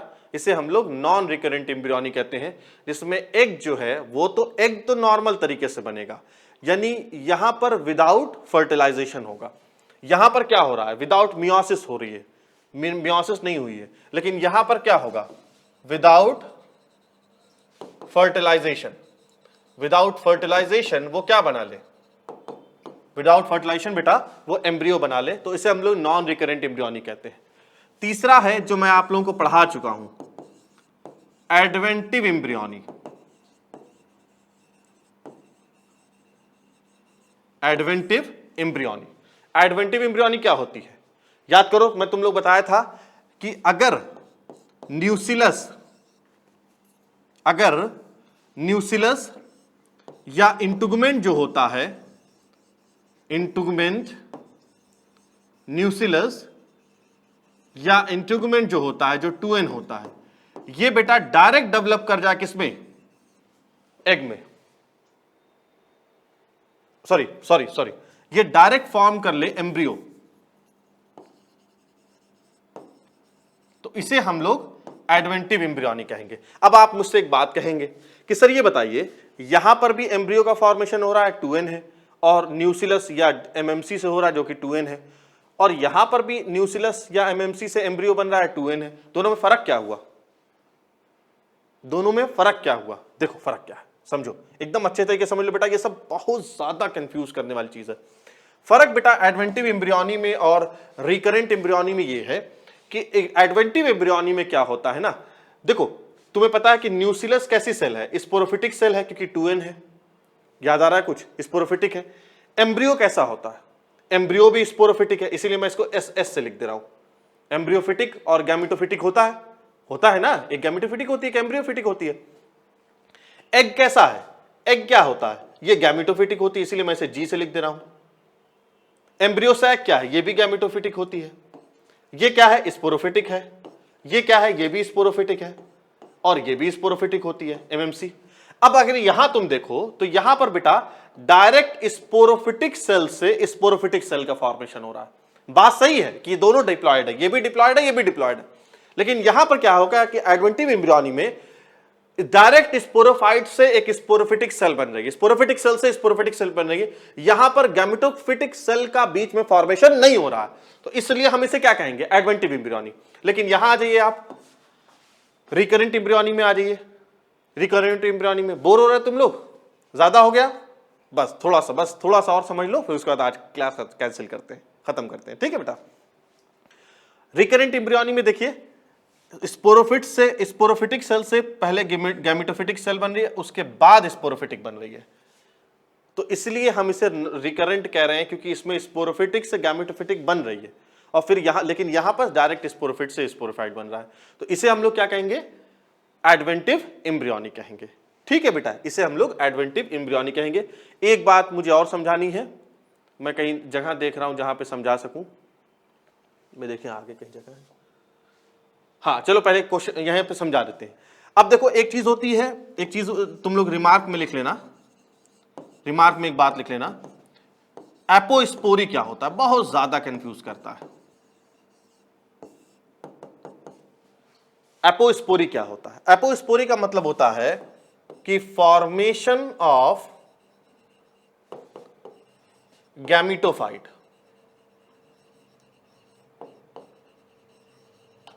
फॉर्मेशन ऑफ गैमिटोफाइट डायरेक्टली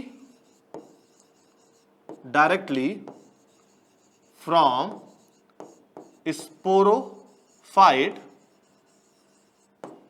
ठीक है, formation of gametophyte directly from sporophyte without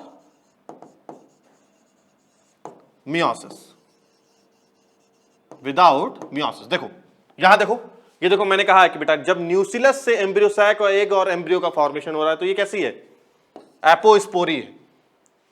embryo gametophytic cell का formation from sporophytic without meiosis. एक तो ये हो गया, एक टर्म ये हो गया, और दूसरा टर्म एक और देख लो, एपोगैमी क्या होता है। एपोगैमी क्या होता है बेटा, formation of sporophyte, formation of sporophyte from बेटा gametophyte, directly from formation of sporophyte from gametophyte without fertilization. यहां पर फर्टिलाइजेशन नहीं होता है, थोड़ा सा हॉच पॉच ज्यादा हो गया, आप लोग लिख लीजिएगा, ठीक है। तो अब मुझे उम्मीद है बेटा आप लोगों को ये जो टर्म्स होते हैं, रिकरेंट, एपोस्पोरी, एपोगैमी, डिप्लोस्पोरी, एडवेंटिव, ये सारे कॉन्सेप्ट क्लियर हो गए होंगे। एपोस्पोरी का मतलब होता है गैमिटोफाइट का formation from sporophyte without meiosis, और एपोगैमी का मतलब होता है कि formation of sporophyte from gametophyte without fertilization, बिना फर्टिलाइजेशन का जो फॉर्मेशन होता है उसे बेटा हम लोग गैमिटोफाइटिक कहते हैं। कुछ समझ में आया आप लोगों को आज? अब नेक्स्ट और इंपॉर्टेंट सेशन में चलते हैं, फटाफट हम लोग इसको कंप्लीट करते हैं, क्वेश्चन आंसर सेशन है, फटाफट इसको कंप्लीट करते हैं बेटा। क्वेश्चन ये है कि हाउ ऑर्गेनिज्म, बहुत थक गए होगे तुम लोग, मुझे लग रहा है, थोड़ा सा 2 मिनट और। How organism reproduce, organism reproduce जो करता है वो किन किन चीजों पे डिपेंड होता है। मैंने बेटा आप लोग बता दिया था कि ऑर्गेनिज्म जो उसकी क्षमता होती है रिप्रोडक्शन की, वो उसके हैबिटेट पे, उसके एनवायरनमेंट पे, उसके न्यूट्रिशन पे, बहुत सी चीजों पे डिपेंड करता है। कह रहा है कि हैबिटेट ऑफ ऑर्गेनिज्म, ये बात सही है, हैबिटेट पे डिपेंड करता है। इंटरनल फिजियोलॉजी, ये तो सबसे इंपॉर्टेंट चीज होती है, और जेनेटिक मेकअप, ये तीनों इंपॉर्टेंट होते हैं। इसका मतलब ऑल ऑफ दी अबव, सारी चीजों पे ही डिपेंड करता है कि रिप्रोडक्टिव क्षमता उसकी कैसी है। नेक्स्ट देखते हैं, एसेक्सुअल रिप्रोडक्शन इज कॉमन। कह रहा है asexual reproduction is common among single celled organism only. ये बात सही है, मैंने तुम लोग को एक लाइन लिखवा रखी है कि asexual reproduction is in majority it is found in single celled organism. ज्यादातर ये सिंगल सेल्ड ऑर्गेनिज्म में पाए जाते हैं, लेकिन इसने क्या कह दिया कि ओनली, तो ये स्टेटमेंट गलत है, बहुत सही नहीं है। ओनली इन प्लांट्स नहीं, कह रहा है among single celled organism plant and all animal, ये भी नहीं। अब क्या है, among single celled organism comma plant and animal with simple organization. ये सही कहा इसने कि जो लोअर प्लांट्स होते हैं या एनिमल्स होते हैं उनमें भी उनमें भी एसेक्सुअल रिप्रोडक्शन पाया जाता है, प्लस जो सिंगल सेल्ड होते हैं उनमें भी पाया जाता है। यानी आंसर क्या होगा, ये डी वाला आंसर होगा। नेक्स्ट क्वेश्चन देखते हैं बेटा। नेक्स्ट क्वेश्चन क्या, which of the following statement is wrong.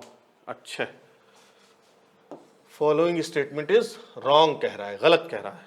क्या है, कह रहा है asexual reproduction is simpler than sexual reproduction. बात सही है, एसेक्सुअल रिप्रोडक्शन सिंपल होता है, सेक्सुअल रिप्रोडक्शन कॉम्प्लेक्स होता है, तो ये सही है। फिर क्या कह रहा है, asexual reproduction occur by fission, budding and fragmentation, ये भी सही है, अभी पढ़ा चुका हूं बेटा तुम लोगों को। नेक्स्ट देखिए, in most of the animal both asexual and sexual mode of reproduction is found. चौथा है vegetative and asexual mode of reproduction are exhibited by higher plants, ये सही है। अब देखो इसमें क्या क्या प्रॉब्लम है, कह रहा है इन मोस्ट ऑफ द एनिमल, ये गलत उसने कह दिया। कह रहा है ज्यादातर एनिमल्स में both asexual and sexual mode of reproduction is found, नहीं, दोनों में से कोई एक पाया जाएगा। और जो हायर प्लांट्स और एनिमल्स होते हैं उनमें तो सेक्सुअल होता है, जो लोअर्स होते हैं उनमें एसेक्सुअल होता है। तो इसलिए ये स्टेटमेंट बेटा इसमें फॉल्स है। ठीक है, तो आज की क्लास में बेटा हम लोगों ने जो पढ़ा है वो छोटी छोटी चीजें, बारीक चीजें पढ़ी हैं जो आमतौर पर जो हमारे कॉन्सेप्ट क्लियर नहीं होते हैं, मैंने ज्यादातर उन पॉइंट्स को क्लियर करने की कोशिश की है जो बहुत बारीक होते हैं और उसे क्लियर नहीं हो पाता है। छोटे क्वेश्चन बनते हैं मेडिकल में, एक ऑब्जेक्टिव आता है, क्योंकि ज्यादातर इसमें चीजें रटने वाली है। इसलिए बेटा अच्छे तरीके से आप लोगों ने नोट्स बना लिया होगा, अच्छे तरीके से आप लोगों ने ईमानदारी से नोट्स कंप्लीट कर लीजिए, आप लोग इसे याद कर लिए, क्योंकि इसके पास और कोई ऑप्शन नहीं है। याद करने के अलावा इसमें कुछ और आप कर नहीं सकते, तो इसे अच्छे तरीके से याद करिए आप लोग। अब नेक्स्ट क्लास में बेटा हम लोग वेजिटेटिव रिप्रोडक्शन पे डिस्कशन करेंगे। And thank you for watching my video.